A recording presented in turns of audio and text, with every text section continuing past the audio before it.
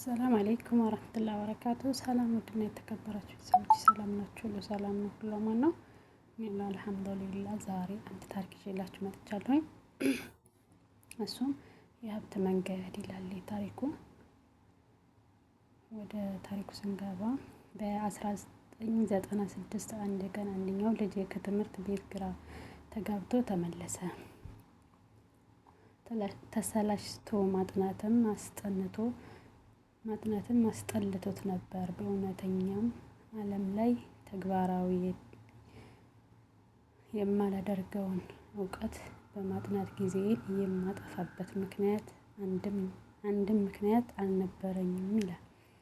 ማሰብ ሳያስፈልገኝ ምክንያቱን ጥሩ ውጤት ካላመጣህ ወደ ኮሌጅ መግባት አትችልም አልኩት። ልጁ ማለት ነው። ኮሌጅ ብገባም ባልገባም ሀብታም መሆኔ አይቀርም ሲል መለሰልኝ። ከኮሌጅ ካልተመረቅህ ጥሩ ስራ አታገኝም አልኩህ። በእናት ጭንቀት ታዲያ ጥሩ እናት ተጨንቃ ታዲያ ጥሩ ስራ ካገኘህ ሀብታም ለመሆን የምታስበው እንዴት ነው? አለች እናት ለልጇ። ልጄ ባለመርካት ስሜት ጭንቅላቱን ነቀነቀ። እንዲህ አይነቱ ምልልስ ከዚህ በፊትም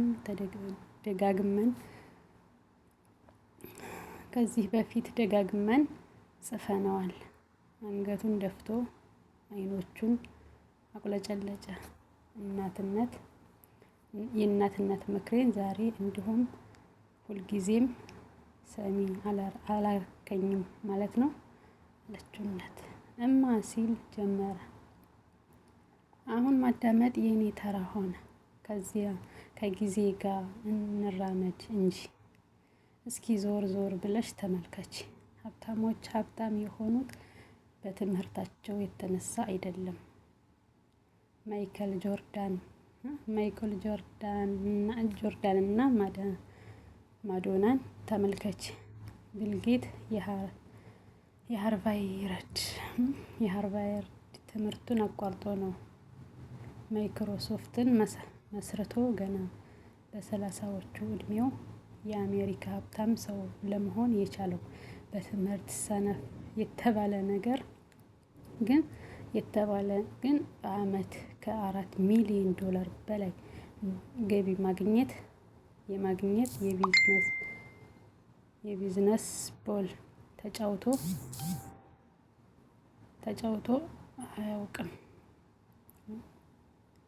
ተጫውቼ አላውቅም። በመካከላችን ረጅም ዝምታ። ሰነፍ ለልጅ የሚሰጠው ምክር ልጆቿ ለኔ ይሰጡኝ ከነበረው ጋር አንድ አይነት መሆኑ እየተገለጠልኝ ነበር። በዙሪያችን ያለው ዓለም ተቀይሯል። ምክሩ ግን አልተቀየረም። ጥሩ ውጤት የማስመዝገብ ለስኬታማነት ማረጋገጫ መሆኑን አክትሟል።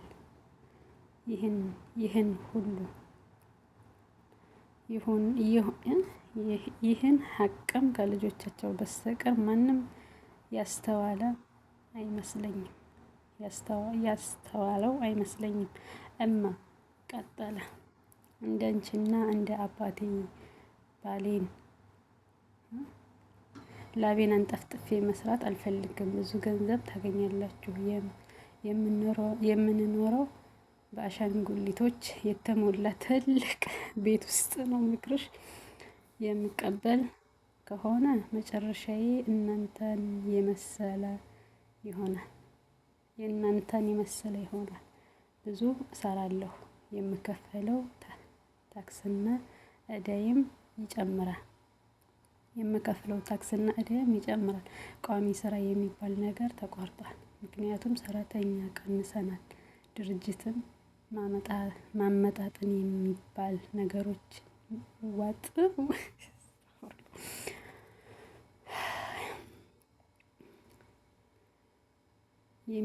ነገሮችን መጥተዋል። አሁን ከኮሌጅ የሚመረቁ ተመራቂዎች እናንተ ከተቆጣጠራችኋቸው ገንዘብ ዋጋ ባነሰ እንደሚቀጠሩ አውቃለሁ። ሐኪሞችን ተመልከቻቸው። በፊት ያገኙ የነበረው ያህል ገንዘብ አሁን አያገኙም። በማህበራዊ ዋስትና ወይም ድርጅት ጡረታ ላይ መተማመን እንደማይቻል አውቃለሁ። አዲስ መልስ እፈልጋለሁ። ትክክል ነበር። አዲስ መልስ ፈልጓል። እኔም የወላጅነቴ ምክር ምናልባት በ1945 በፊት የተወለዱ ሰዎች ሰርተው ይሆናል። በየዕለቱ የሚቀያየረው ዓለም ውስጥ ለተወለድን ለእኛ ግን አደገኛ ነው። ከእንግዲህ ለልጆቼ ትምህርት ቤት ሂዱ ብዬ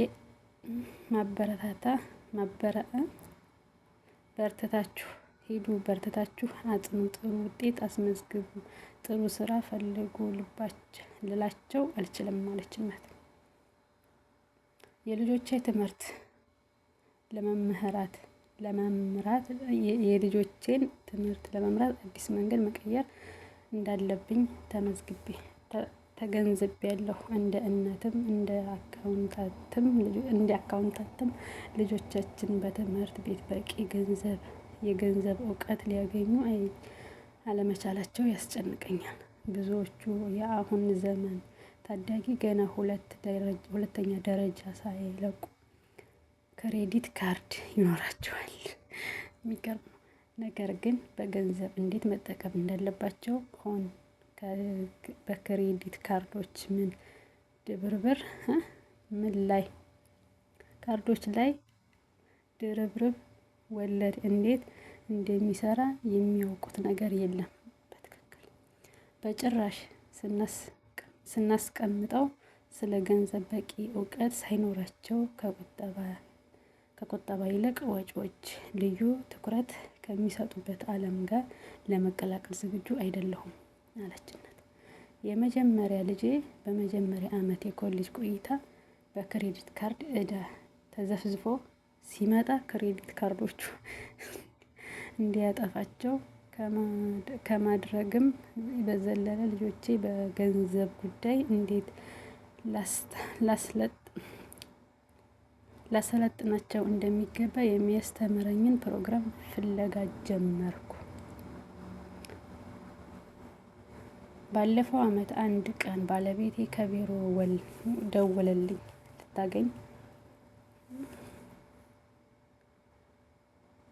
ልታገኙ የሚገባ አንድ ሰው አለ አለኝ። ሮቦት ኪዮላኪስ ይባላል። ነጋዴና ኢንዱስትሪ ሊሆን የአንድ ትምህርታዊ ፕሮግራም የፈጠረ ባለቤት ሀብት ለማግኘት የሚያመለክት ነው። ስፈልጉ የነበረው ነገር ይህን ይመስለኛል አለ። በትክክለኛው ስፈልገው የነበረው ባለቤቱ ማይክል ሮበርት